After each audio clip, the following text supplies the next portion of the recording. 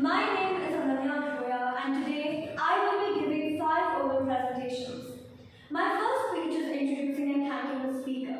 The event is the celebration of Independence Day in the City Hall with almost 1,000 people in attendance aged 13 and above.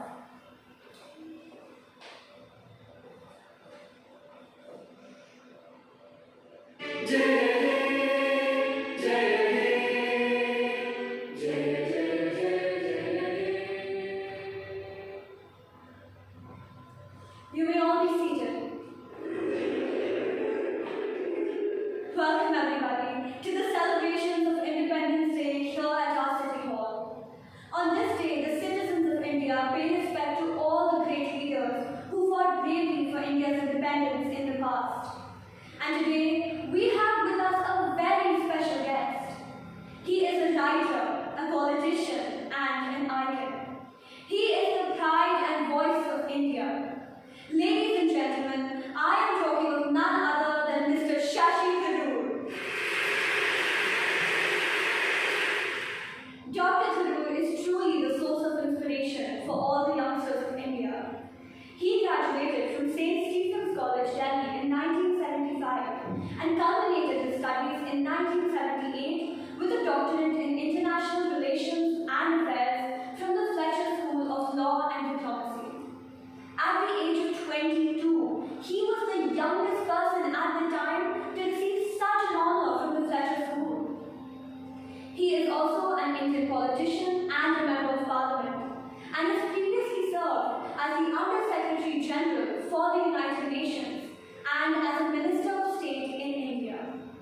He is an author, a columnist, a journalist, and a human rights advocate, and has authored more than 16 best-selling works of fiction and non-fiction since 1981, all of which revolve around India and its culture, film, politics, society, and foreign policy.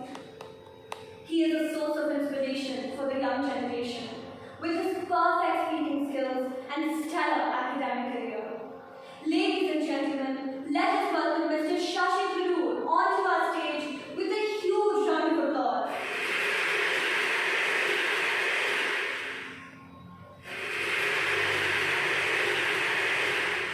Wow, that was quite an enlightening speech, sir. As you quite accurately stated, in India, we celebrate the commonality of major differences. We are a land of belonging rather than of blood. You have summed up everything that a developing nation such as India needs its youth to know. I personally love your statement. India is not, as people keep calling it, an underdeveloped country, but rather, in the context of its history and cultural heritage, a highly developed one, in an advanced state of decay. You have wonderfully stated what we would like all of the youth of India to have in mind, and that is, India shaped my mind, anchored my identity, influenced my beliefs, and made me who I am. India matters to me, and I would like to matter to India. Not only your speech, but also your presence here today has motivated us. Thank you so much for that wonderful speech and for being a part of this morning. Hence, on this Independence Day, let us celebrate our history, our heritage, and of course, the future to come. To end with Mr. Tharoor's statement, India has been born and reborn scores of times, and it will be reborn again. India is forever, and India is forever being made. Thank you.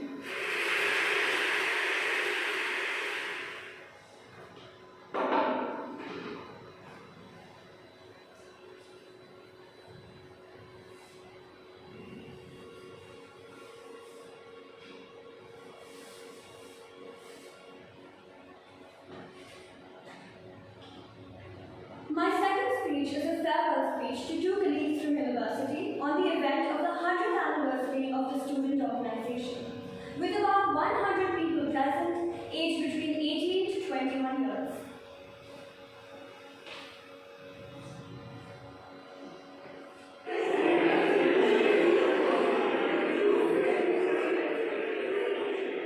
Welcome everybody to the 100th anniversary of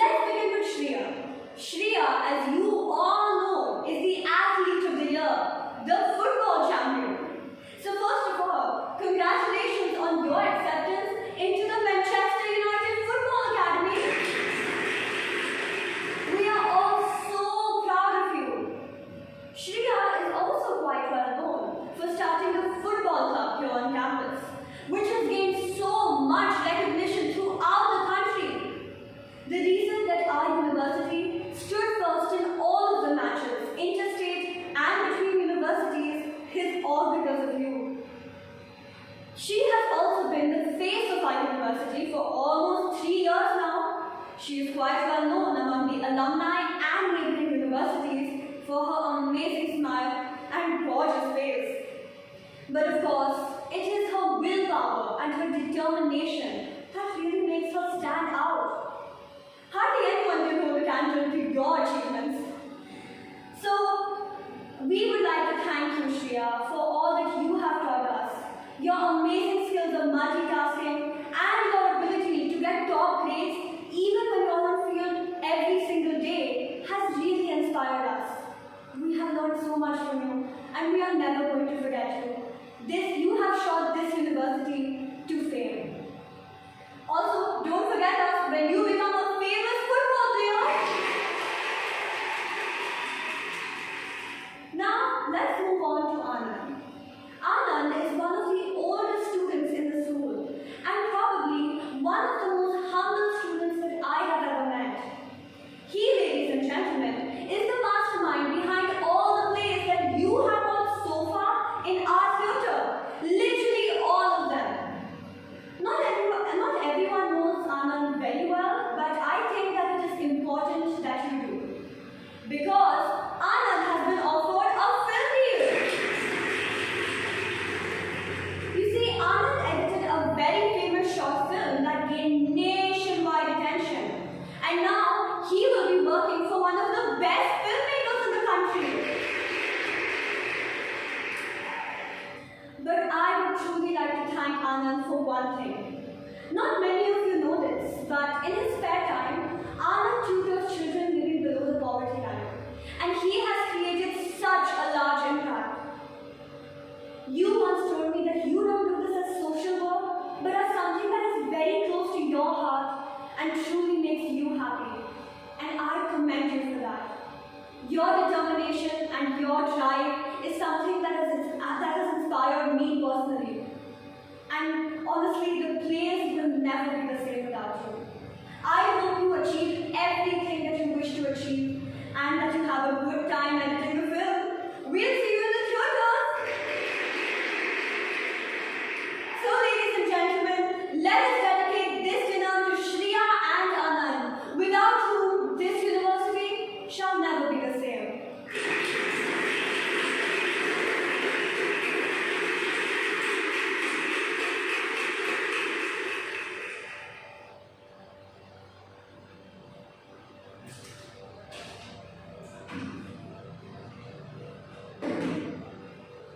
My next speech is a news feature told twice, and the audience are all of the listeners that are tuned in.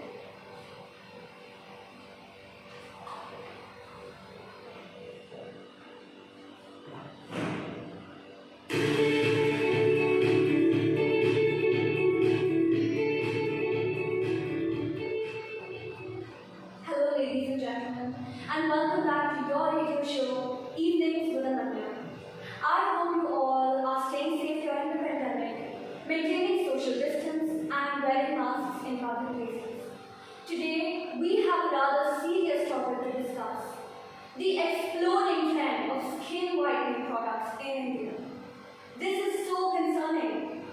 Skin whitening products such as Glow and Lovely and Pond's whitening cream advertise the whitening of skin, but really, these products only harm a person's natural skin. This obsession with making your skin whiter is toxic and very harmful. Many of these products contain bleaching agents and even mercury and can cause serious diseases like skin cancer, liver and kidney damage. Other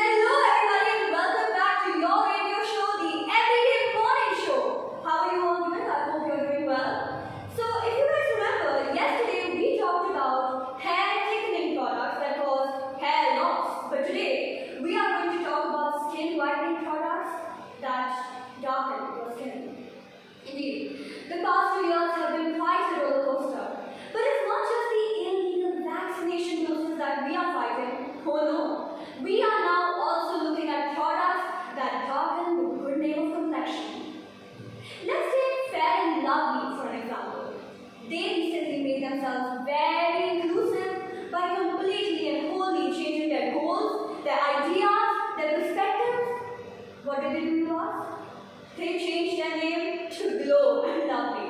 We must really learn their marketing. And I'm sorry to burst your bubbles, all you beauty queens, but you really need to start checking the labels. Because even though several governments and international health organizations have repeatedly warned us about the risks of these products, they still seem to be sold at high prices and even higher quantities. And the truth is, it has been scientifically proven that these products can actually raise a condition that will darken your skin, which is quite the opposite of the purpose, isn't it? And many of the people who use these products do so to treat acne scars and age spots, but the truth is, these products can actually scar you. And you know, I had a friend who used this thing called a chemical peel once, where she basically ripped off a peel of her skin, and suddenly she was a peeled potato that was exposed to UV radiation. God, it was terrible. So I want you guys to remember that your natural skin, ladies and gentlemen, is the best skin. And I hope that I have highlighted the dark side of skin lightening. Truth is, life just isn't fair enough sometimes. And maybe it's time to think twice, or maybe thrice, for the sake of your naturally beautiful skin. Take care of your skin and tune in at 9 a.m. tomorrow for another episode of the Everyday Morning Show. Peace out!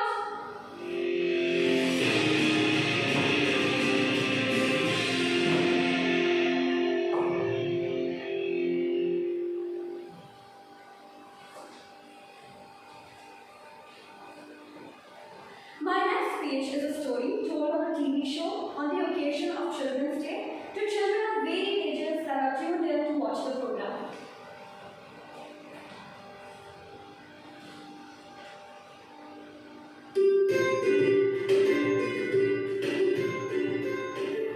Hello children and welcome back to your TV show, Netherlands Library. Today, on the occasion of Children's Day, I will be telling you a very special story. This is the story of the blue dragon.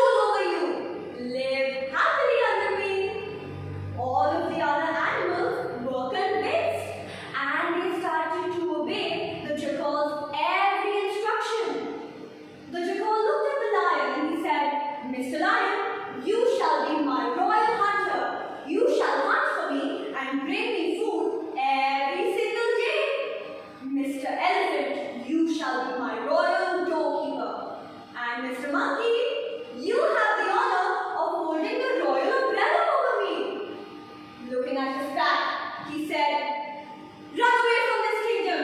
If I set my eyes on any of you again, I shall eat you for dinner." Terrified, the pack stayed out of his sight. One day, when this blue jackal was sitting, surrounded by all the other animals, he heard a pack of jackals howling into the night. Forgetting where he was and who he was pretending to be, the jackal raised his head and howled in response.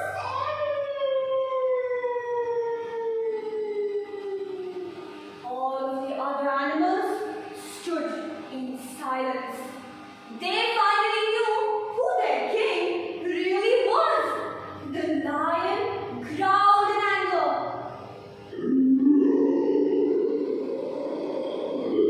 Tiny as the jackal was, he quickly escaped the animals. You know, kids, I was told by some monkeys later that when the rains came, the blue dye finally washed off the jackal and he joined his pack again.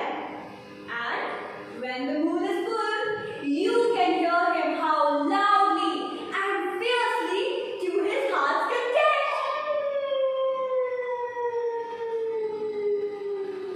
That's all for today, children. I hope you enjoyed the story. Happy Children's Day!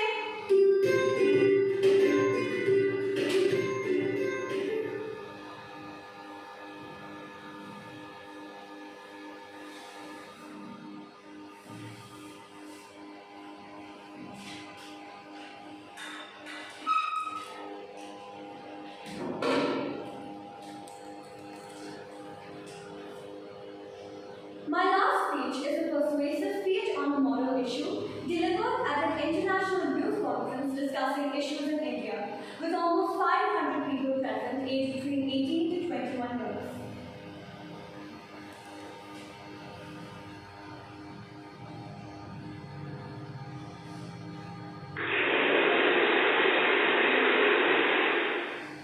Hello everybody, my name is Ananya, and I would like to welcome you to the conference.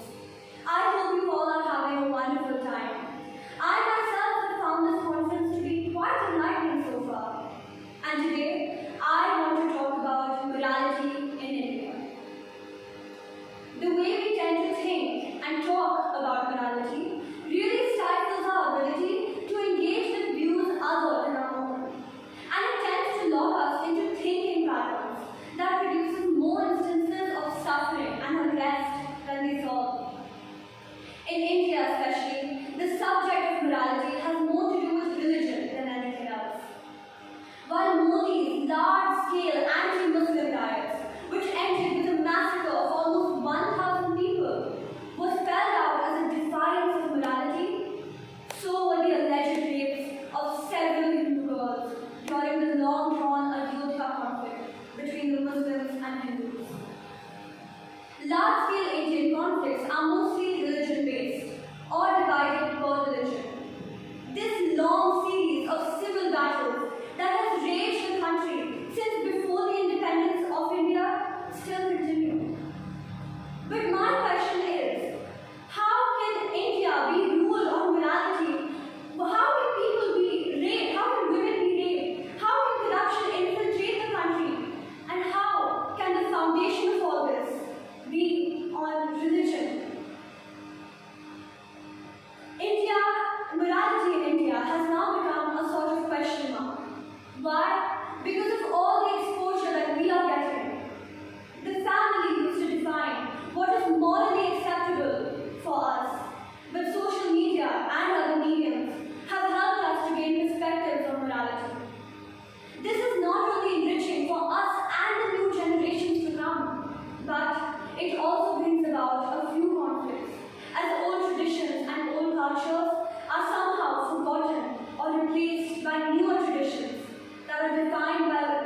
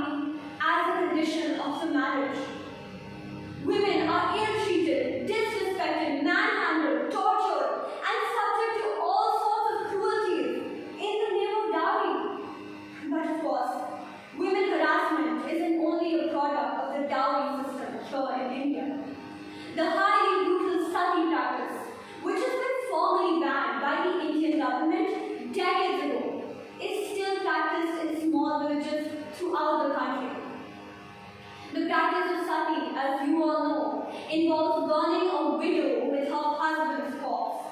And this practice is quite simply inhumane. My point is, how can we even consider ourselves to be modernized or living in a so-called morally accepting society when practices like female infanticide, dowry, and child marriage still exist? India is a country that is rapidly emerging with a highly enthusiastic and intelligent population of youth. But this nation must remember that this youth can only rise if they are there to protect their rights, to stop poverty, and to prevent crises in education. A country that has always welcomed invaders in the past, as it is a tradition to be courteous to all, should for once place their minds above these tradition-stone capitals. We must remember that the future of this youth solely relies on what this youth can learn from this nation. As Franklin Roosevelt once said, we cannot always teach the future to our youth, but we can build the youth for our future. Thank you.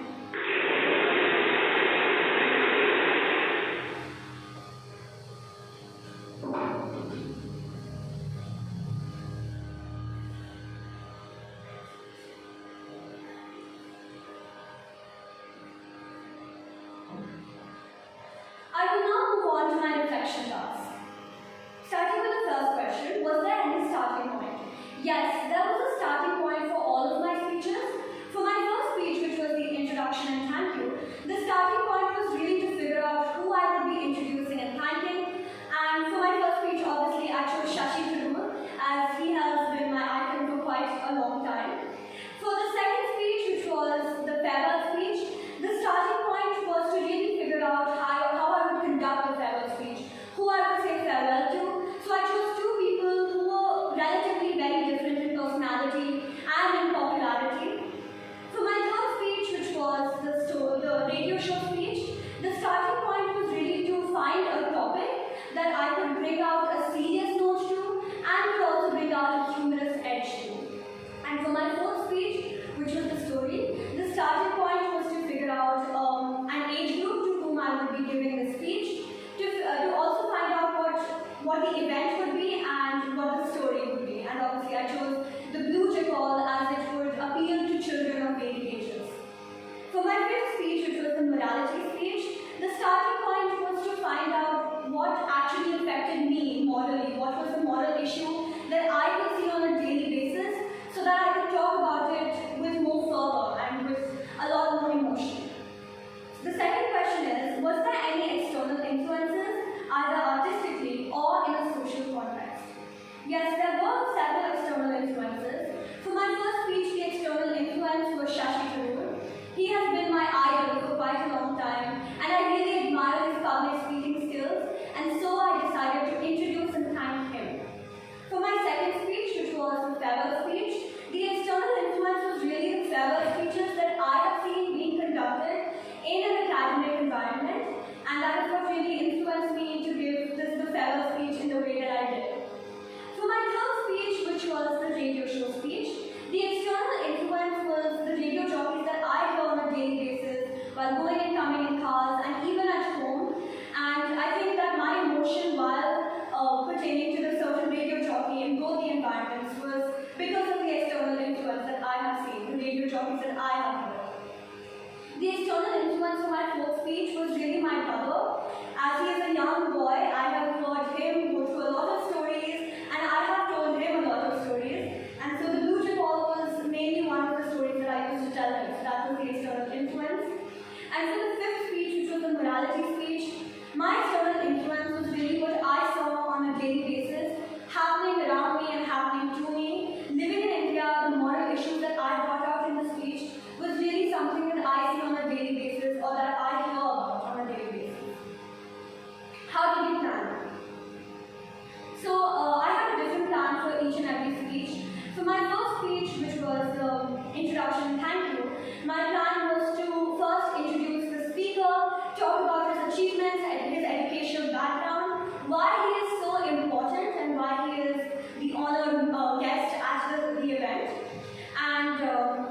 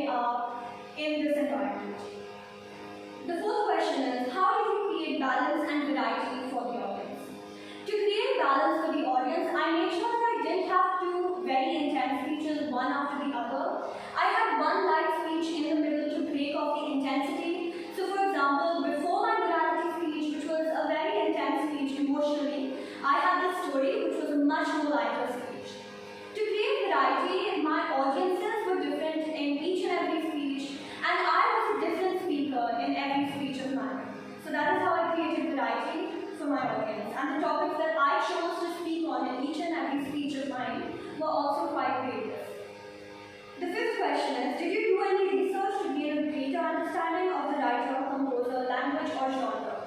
Yes, I did do a lot of research into each of my speeches. For my first speech, which was the introduction, thank you, I researched a lot on Shashi Tharoor and what his achievements are, the books that he has written, how they are pertaining to the environment that India is facing right now, and how he has affected India politically, religiously, and in every other aspect. For my second speech, which was the introduction, thank you, I researched on how, the farewell speech, I researched on how farewell speeches are actually conducted. I watched a lot of farewell speeches that have been conducted, especially in my own academic environment, and I made sure that I knew how an anchor actually talks while he is saying farewell to people. For my third speech, which was the radio show speech, the research that I did was to make sure that I knew how radio jockeys speak, and I researched on how radio jockeys introduce themselves, how they talk about content, and how they make themselves much more engaging because no one can see them, they're only hearing them, and that is the beauty of radio jockeys. For my fourth speech, which was the story, I researched on how storytellers talk on TV shows to make sure that I had a greater understanding on how I could make it more engaging for the little audience that I have. And for my fifth speech, which was the morality speech, I made sure that I knew the moral issues that India was facing. I researched deeply on all of the issues, and I pertained to some of the major issues that I see around me. Moving on to the second section, which is personal response. What skills were needed to approach the challenge? So the two speeches that I found most challenging was the radio show speech and the morality speech. So I found the radio show speech particularly challenging because I had to change my entire stance, I had to change my emotion to suit both of the radio jockeys because one of the radio jockeys was more serious than the other. So the skills that I needed to approach the radio jockey speech was to make sure that I knew how to change my tone and I knew how to change the mood of the entire speech. And for my morality speech, the skills that I needed to approach the challenge was to make sure that I was familiar with my content, that I knew what I was talking about, so that I wasn't unsure about it while I was performing because it would be reflecting while I was performing. What have you discovered by working through the challenge? I have discovered that varying my tone and varying my mood is very easy as long as I know what I am talking about and as long as I set myself in the environment that the speech is actually being conducted in. So for my radio show speech, I can imagine myself in the room that the radio jockey sits in. And that really helped me change my mood every time I was changing from the serious radio jockey to the more humorous and lighter radio jockey. And for my second speech, which was the morality speech, what I discovered was that it is very easy to be familiar with your content and to know what you are talking about if you have read through your speech again and again and if you have practiced it several times. And I think that has really helped me. Practice has helped me the most in making sure that I was comfortable with my speech. How would you approach a similar challenge again? I would approach a similar challenge again by not only making sure that I was comfortable with my surroundings, that I knew what I was talking about, but also that I had done more research on what I was talking about, that I knew who I was as a speaker, and I think that has helped me a lot in the speeches that I have performed today. What personal strengths or limitations have you noticed in the process? I have noticed that I find it very hard to familiarize with the content that I am performing if I am not sure that I remember what I am performing or if I have read through what I am performing. And I think that my personal strength that I have noticed is that I find it very easy to learn speeches and I find it very easy to set myself in an environment in which I am performing the speech. So for example, the first speech I was performing in a city hall, so I could imagine myself in that city hall. And for the radio jockey speech, I was in a room, a soundproof room where I was talking to millions of people out there who are listening to me. So I set myself in that kind of environment. Moving on to the third section of the speech, which is health and safety. Safe practice on stage. So to ensure safe practice